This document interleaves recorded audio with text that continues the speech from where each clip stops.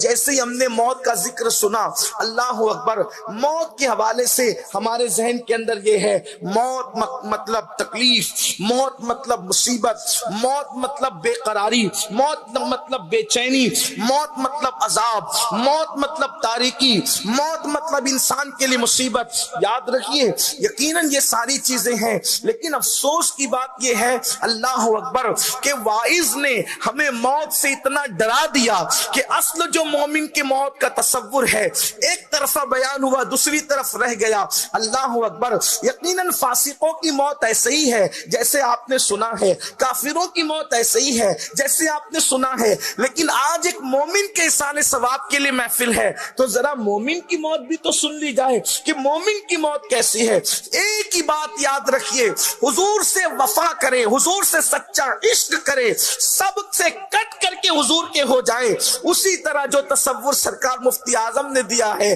مجھے اپنی رحمت سے تو اپنا کر لے، سوا تیرے سب سے کنارہ کروں میں۔ اگر کوئی ان کا ہو جائے تو موت کیسی آتی ہے؟ بخاری شریف کتاب الزہد کا وہ حدیث مبارکہ جو ہم نے آپ نے بار بار سنی ہے، آئیے اس کے آخری حصے کی طرف چلتے ہیں۔ میرے آقا صلی اللہ علیہ وسلم کے دیوانوں، مومن کی موت کیسی ہے؟ مومن میں نے وہی بتا دیا آپ کو اشارتاً، اس لیے کہ وقت میں اتنی گنجائش نہیں ہے کہ مومن کی تشریح کی جائے۔ مومن وہی جو عاشق رسول، اختصار کے ساتھ یہی، جو حضور سے سچا عشق کرے، جو حضور سے سچی محبت کرے۔ ہاں وہ اپنی نیند کے اندر فجر کی نماز ترک کرنے والا مومن نہیں، جو انسان اپنے آپ کو خود مومن سمجھتا ہے اور اپنی نیند پر فجر کی نماز قربان کر دیتا ہے، ایسا مومن نہیں، ایسا مومن نہیں جو اپنی آنکھوں کو عورتوں کا حسن دیکھنے کے لیے وقف کر دیتا ہے، ایسا مومن نہیں جو پاپ اور زنا کے اڈوں کو آباد کرتا ہے، ایسا مومن نہیں جو شراب کے اڈوں کو آباد کرتا ہے۔ مومن وہ جسے مصطفیٰ جان رحمت مومن کہے، ہاں وہی مومن جس کے بارے میں قرآن کہتا ہے قُل لِّلْمُؤْمِنِينَ يَغُضُّوا مِنْ أَبْصَارِهِمْ۔ مومنوں کی شان تو یہ ہے کہ وہ اپنی نگاہوں کو نیچی رکھتے ہیں، کیونکہ اللہ نے فرمایا اے محبوب مومنوں سے کہہ دو کہ وہ اپنی نگاہوں کو نیچی رکھیں۔ وہ اپنی نگاہوں کو نیچی رکھنے والا مومن، وہ نماز کے وقت مسجدوں کو جانے والا مومن، وہ مصطفیٰ جان رحمت پہ درود پڑھنے والا مومن، وہ نیند ہی نہیں بلکہ اپنی جان سے زیادہ مصطفیٰ جان رحمت سے عشق کرنے والا مومن، ایسا مومن بخاری شریف کتاب الزہد کے اندر حدیث پاک کا آخری ٹکڑا ہے جس کو ہم بار بار سنتے رہتے ہیں، لیکن یہ آخری حصہ ہم سے چھوٹ جاتا ہے۔ وہ آخری حصہ کیا ہے؟ اللہ کے رسول مصطفیٰ جان رحمت غیب دا نبی صلی اللہ علیہ وآلہ وسلم فرماتے ہیں کہ اللہ تعالیٰ نے حضرت جبریل کے ذریعے سے مجھے یہ پیغام بھیجا کہ اللہ پاک فرماتا ہے مجھے کسی کام کے کرنے میں تردد نہیں ہوتا۔ توجہ کریں، یہ مومن کی موت ہے۔ اگر یہ موت ہم سن لیں تو کبھی ہم موت سے کراہت نہ کریں، کبھی ہم موت سے نفرت نہ کریں۔ مومن کی موت کیا ہے؟ حضرت جبریل نے مصطفیٰ جان رحمت سے آ کر عرض کیا کہ اللہ فرماتا ہے مجھے کسی کام کے کرنے میں تردد نہیں ہوتا۔ تردد کسے کہتے ہیں؟ یہ ذات باری کے لیے، اگرچہ ہم ڈائریکٹ نہیں کہتے لیکن آپ کو سمجھانے کے لیے صرف بتا دوں، تردد کس کو کہتے ہیں؟ تردد کہتے ہیں، یہ اللہ کے لیے نہیں کہہ رہا ہوں، آپ کو سمجھانے کے لیے الگ سے کہہ رہا ہوں، تردد کہتے ہیں کسی کام کے کرنے میں انسان سوچے کہ میں یہ کام کروں کہ نہیں کروں۔ آپ کہتے ہیں نا یار مجھے تردد ہو رہا ہے کہ میں دبئی سے انڈیا جاؤں کہ نہیں جاؤں، میں محفل میں جاؤں کہ نہیں جاؤں، میں یہ کام کروں کہ نہیں کروں، اس کو کہتے تردد۔ اللہ اکبر، یعنی کسی کام کے کرنے پر انسان کے ذہن میں یہ بات آئے کہ یہ کام میں کروں کہ نہیں کروں، یہ ہے تردد کا مطلب۔ حالانکہ ہم اللہ کے لیے ادب کی وجہ سے اس معنی میں بات نہیں کرتے، لیکن چونکہ حدیث پاک میں آیا ہے ترددی، اللہ پاک فرماتا ہے مجھے کسی کام کے کرنے میں تردد نہیں ہوتا، سوائے ایک کام جب میں کرنے لگتا ہوں تو مجھے تردد ہوتا ہے۔ اللہ فرماتا ہے ترددی، کسی کام کے کرنے میں تردد نہیں ہوتا، لیکن ایک کام جب میں کرنے لگتا ہوں تو مجھے تردد ہوتا ہے۔ وہ اللہ جو کن کہہ کر کائنات پیدا کرے اسے تردد نہیں ہوتا. وہ اللہ جو زندہ سے مردہ اور مردے سے زندہ پیدا کرے اسے تردد نہیں ہوتا. وہ اللہ جو ابو جہل کے گھر میں اکرمہ جیسا صحابی پیدا کرے اسے تردد نہیں ہوتا. صحابی کے گھر میں یزید جیسا جہنمی پیدا کرے تردد نہیں ہوتا. نبی کے گھر میں کنعان جیسا پیدا کرے تردد نہیں ہوتا. اللہ اکبر. اور کنعان جیسے بلکہ اس سے بھی بدتر لوگوں کے یہاں اللہ تبارک و تعالی اپنے پیارے محبوبوں کو پیدا کرے اسے تردد نہیں ہوتا. وہ پتھروں میں پھول پیدا کرے تردد نہیں ہوتا. وہ گرمیوں کے موسم میں جو مشہور ہے بارش برسائے تردد نہیں ہوتا. وہ زمین کو پھاڑ کے اناج نکالے تردد نہیں ہوتا. وہ جو چاہے کرے تردد نہیں ہوتا. لیکن تردد اس کو کب ہوتا ہے؟ اللہ فرماتا ہے حدیث پاک ہے بخاری شریف کی حدیث کہ جب میں کسی مومن کی موت کا فیصلہ کرنے لگتا ہوں, جب میں کسی مومن کو موت دینے لگتا ہوں اس وقت مجھے تردد ہوتا ہے. کیوں تردد ہوتا ہے؟ خود فرماتا ہے کہ مجھے تردد اس لیے ہوتا ہے کہ میں تو مومن کی موت کا فیصلہ کروں اور وہ اس کو ناپسند کرے تو مجھے تردد ہوتا ہے. مومن سے پیار اتنا ہے کہ اس کی موت کا فیصلہ کرتے وقت قدرت کو بھی تردد ہوتا ہے. تو پھر پوچھا گیا کہ اللہ پھر تو کرتا کیا ہے؟ اللہ پھر تو کرتا کیا ہے؟ تو حدیث پاک میں آتا ہے اللہ اس مومن کی موت کا فیصلہ کرنے سے پہلے اس کے پاس فرشتوں کو بھیجتا ہے.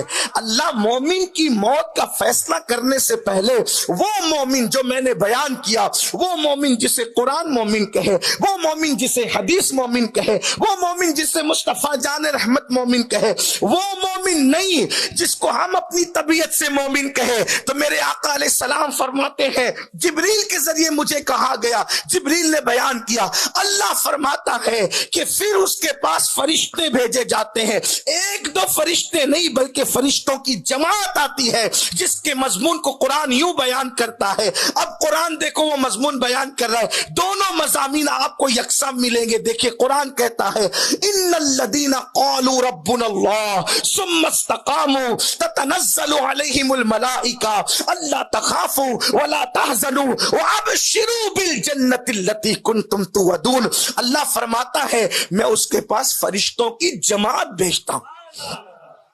تتنزل علیہم الملائکہ عربی کا قاعدہ ہے, ہر زبان کا قاعدہ الگ لیکن عربی کا قاعدہ الگ. ہر زبان میں واحد ہے اور جمع ہے, عربی زبان میں ایسا نہیں ہے. نمبر ایک عربی میں واحد ہے, پھر تثنیہ ہے, پھر جمع ہے, پھر جمع قلت ہے, پھر جمع کثرت ہے. یہ عربی کا قاعدہ ہے. اب آپ دیکھیں واحد تثنیہ واحد ایک کے لیے, تثنیہ دو کے لیے, جمع قلت ایک سے لے کے 9 تک اور جمع کثرت 10 سے لے کر کے پھر لا محدود, اس کو جمع کثرت کہتے ہیں. تو یہاں قرآن نے واحد نہیں کہا, تثنیہ نہیں کہا, جمع قلت نہیں کہا, بلکہ کیا کہا تتنزل علیہم الملائکہ کہ 1 2 8 9 فرشتے نہیں آتے. یعنی جمع قلت کا بھی سیگا نہیں بلکہ جمع کثرت کا سیگا ہے. یعنی اس مومن کے پاس ہزاروں فرشتوں کی جماعت آ جاتی ہے, مرنے سے پہلے اس کے پاس ہزاروں فرشتوں کی جماعت آتی ہے. لوگ کہتے ہیں یہ سب سے بھاگتا کیوں ہے, لوگ سوچتے ہیں یہ ملول ملول کیوں ہے, لوگ سوچتے ہیں یہ سب سے جدا جدا کیوں ہے. ارے نادان, اب اس کے سامنے وہ جو فرشتوں کا جلوہ ہے حدیث پاک میں آتا ہے جہاں تک اس کی نظر جاتی ہے وہاں تک اس کو فرشتوں کی قطار نظر آتی. وہ گم سم جو رہتا ہے تو وہ فرشتوں کو دیکھ کر, یعنی وہ چاہتا ہے کہ ہم یہاں سے ہٹے کیونکہ وہ جلوہ. آقا علیہ السلام فرماتے, فقیہ ابو اللہ سمرقندی, یہ بخاری کی حدیث نہیں ہے, یہ فقیہ ابو اللہ سمرقندی نے تنبیہ الغافلین میں لکھا ہے, ایسی خوشبو لاتے ہیں فرشتے ساتھ میں اور ایسی جو وہ نورانی چہروں کے ساتھ آتے ہیں کہ مومن ان کو دیکھ کر حیران رہتا ہے, حیران متحیر رہتا ہے. یہ مومن کی موت ہے. تو پھر قرآن کیا کہتا ہے؟ اب قرآن فقیہ ابو اللہ سمرقندی اور بخاری کے مضامین کو ملا کر اس کا اتنے مجموعہ پیش کر رہا ہوں. تو قرآن کیا کہہ رہا ہے؟ فرشتے آ کر اس کو کہتے ہیں اللہ تخافوا ولا تحزنوا. فرشتے کہتے ہیں گھبرانا مت, خوف مت کھانا. کس کو کہتے ہیں؟ ثم استقاموا, جو کلمہ طیبہ پڑھ کر کلمے پہ ڈٹا رہا مطلب کیا؟ اس نے ایمان کا کبھی سودا نہیں کیا، اس نے عقیدے کا کبھی سودا نہیں کیا، اس نے عشق رسول کا سودا نہیں کیا، زبان سے جھوٹ نہیں بولتا تھا، حرام نہیں کھاتا تھا، غیبت چگلیاں نہیں کرتا تھا، جو اپنے لیے پسند کرتا تھا وہی اپنے مومنوں کے لیے پسند کرتا تھا۔ ثم استقاموا کی تفسیر میں بہت تفصیل ہے، یعنی وہ دین پر ڈٹ کر اپنی زندگی کو گزارتا تھا۔ تو فرشتے اس کو آ کے کہتے ہیں اللہ تخافوا ولا تحزنوا وابشروا بالجنت التي كنتم توعدون۔ فرشتے کہتے گھبرانا مت، خوف نہیں کرنا، وابشروا، اور اس جنت کی بشارت لے لے جس کا تجھ سے وعدہ کیا ہے۔ یعنی زمین پر اس کو بیٹھے بیٹھے وہ جنت کے مناظر کی بشارت دی جاتی ہے۔ تو وہ بندہ فرشتوں سے، یہ تو قرآن کا مضمون مکمل ہوا یہاں، اور آگے قرآن بھی کہتا ہے نحن اولیاؤکم فی الحیات الدنیا وفی الآخرہ، پھر آگے مضامین آ رہے ہیں، لیکن یہاں آیت کا مضمون پورا ہوا کہ وَأَبْشِرُوا بِالْجَنَّةِ الَّتِي كُنْتُمْ تُوعَدُونَ، اس دنیا میں بیٹھے بیٹھے اس جنت کی بشارت لیں جس کا تجھ سے وعدہ کیا گیا ہے۔ تو اب وہ مومن خود کہتا ہے فرشتوں یہ جو تم جنت کی نعمتیں گنا رہے ہو، دیدار یار کی باتیں کر رہے ہو، یار کے دیدار کا معاملہ بیان کر رہے ہو، ارے یہ ملے گا کب یہ تو بتاؤ۔ تو فرشتے کہتے ہیں او ایمان والے، جب تک تو موت کی لذت نہیں چکھے گا اس وقت تک تجھے یہ مقام نہیں ملے گا۔ تو وہ مومن خود اس فرشتوں سے کہتا ہے او فرشتوں دیر کس بات کی ہے، ذرا جلدی کرو نا، میں مرنا چاہتا ہوں۔ تو ادھر مومن مرنے کی تیاری کرتا ہے، اس کے بعد اللہ اس کی موت کا فیصلہ کرتا ہے۔